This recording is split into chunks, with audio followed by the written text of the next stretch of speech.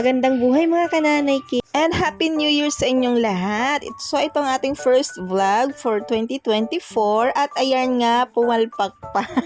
So yan, hindi lang puro magagandang feedback at mga magagandang cakes ang ating pinopost dito. Syempre, i-post din natin kung ano yung mga struggles natin katulad nito. Ayan.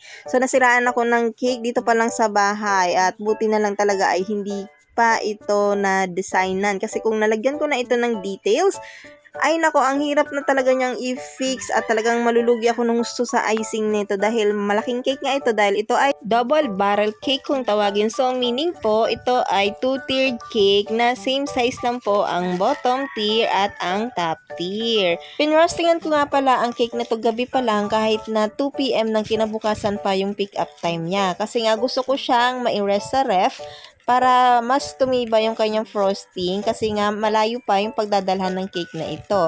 From Pinabuhasan Pasig to Divisoria pa nga ito dadalhin. O diba, imagine napakalayo ng biyahe. Kaya kailangan ko talagang ma-secure ang stability nitong ating cake. Kaya yan, inalog-alog ko talaga siya para malaman ko kung ano ang naging problema niya. Tapos habang inaalog-alog ko nga siya, ay yung crack niya ay continuous paikot and parang gumagewang-gewang siya. So meaning ay hindi po maayos ang pagkaka-stack nitong ating double barrel cake. So ayan, in-scrape ko na siya para makita ko nga kung anong naging problema niya doon sa loob. So ayan, habang in-scrape ko ay nakita ko na agad-agad. Ayan. So, yan nakita nyo, 'di ba? Merong mga nakaawang. So, ibig sabihin po ay hindi pantay yung pagkaka-stack po dito sa ating two-tiered cake or double barrel kung tawagin. So, yon ang naging cause kung bakit nag-crack itong ating double barrel cake. At sabi nga ng partner ko, baka daw nasobrahan sa lamig kaya daw nag-crack-crack. Pero hindi kasi number 1 lang yung volume nitong aking ref. Tapos, kitang-kita naman talaga dito pa lang sa video na yan, hindi talaga pantay-pantay yung pagkaka-stack each layer nitong aking cake. Alam nyo ba ang naging dahilan nito? Ba't hindi pantay-pantay yan? Dahil iyang video natin ay naka-reverse. Charot! O, diba? Nisingit pa. Alam niyo mga kananay cake, sa mga ganitong mga incident ay huwag tayong matatakot or matataranta. Imbes na tayo ay matakot at kurug-kuro. O huwag tayong mataranta, ibig ko sabihin ayon, as long as meron ka pang time at mag-isip ng paraan kung paano mo maayos yung cake. At syempre dapat i-inform din natin si client na ganito ang naging problema para ayan, yung oras ay ma-adjust din natin kung sakasakaling man na mabitin, no, or kulangin, ganon. After ko nga ma-scrape itong mga icing ay ayan, tinanggal ko na yung ating first tier na nakapatong dito. So as you can see, meron siyang cake board in between. At ayan, napapansin nyo ba yan, nakausli. So meaning hindi po pantay talaga itong pagkakalagay ko ng cake board. Tapos ayan, palitan natin siya at sukatin muna natin kung pantay na ba talaga. I-make sure talaga para hindi na maulit yung ganong klaseng incident. At ayan, todo lagay na tayo ng icing. Todo na to! Uy, kilala nyo ba yun? Comment nyo nga. Ang purpose po niyan mga kananay cakes ay para dumikit yung ating ipapatong na cake board at para hindi na rin siya gumewang-gwewang. Kumbaga, magsisilbing glue itong ating nilagay na icing dyan. Tapos, ayan, i-make sure lang talaga natin na nakadikit na talaga siya. Kasi malayong ang biyahe nito, kailangan i-make sure natin na maayos yung pagkaka-stack natin. Okay?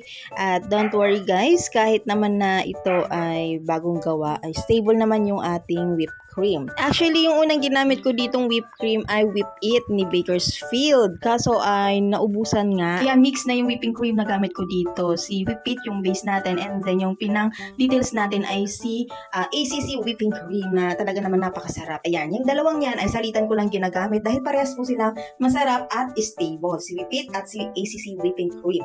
Itong dalawang icing na to, yan talaga yung trusted brand ko na kasi hindi ako pinapahiya, hindi natutunaw kahit mainit yung panahon.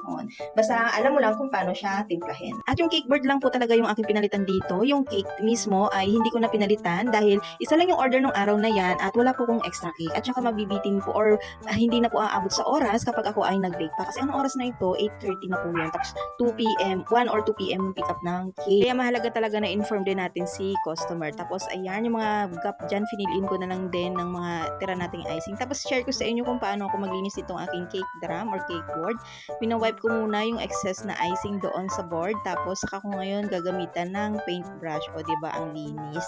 Tapos naglalagay na ako ng design dito sa ating cake. At ayan, pahid-pahid nga lang siya. Dapat kapag ganito yung design ng cake nyo, dapat well chilled ang inyong cake or stable talaga inyong frosting. And then, para makuha naman yung ganyang kulay ng pagka-pink, ay nagmix lang po ako ng fuchsia pink at rose pink ni Chef Master. Tapos, tansyahin nyo lang din. And sa teal naman, nagmix lang ako ng blue and green. At ito na ang final look ng ating cake. Ayan, nilagyan ko ng mga lato-lato balls at talaga naman napakalakas ng dating ng cake mo kapag meron ka niyan. Kaya dapat kung may budget kayo, magpalagay kayo ng mga lato-lato balls. Ayan. At isa sa nagpapaganda ay ang mga dragées. Ayan, yung mga pearl, maliliit na pearl na yan na gold. Yan, dragées ang tawag dyan. At nakakain po yan. Yung mga lato-lato balls, hindi po siya. Ito na po ang feedback ng ating Suki Cakes. Yes, suki na po natin si Ma'am Giselle. At talaga naman good sa Marites ito dahil pinagkakalat niya po na masarap ang cake ng EDH. Yes! At nire-recommend niya po talaga ang ating page para sa mga naghahanap at gustong umorder ng cake. Thank you so much po, ma'am, sa suporta mo. Sa mga repeat customer ko, na-appreciate ko po talaga kayo. At thank you din sa mga nagre-recommend talaga dito sa EDH. At maraming salamat po sa mga suporta nyong lahat. At ito yung tirang icing ginawa kong milestone cake ni baby na ika 9 months niya. At sana ay may natutunan kayo for today's video. Thank you for watching, guys. Please follow for more. Bye! Hey, it's me.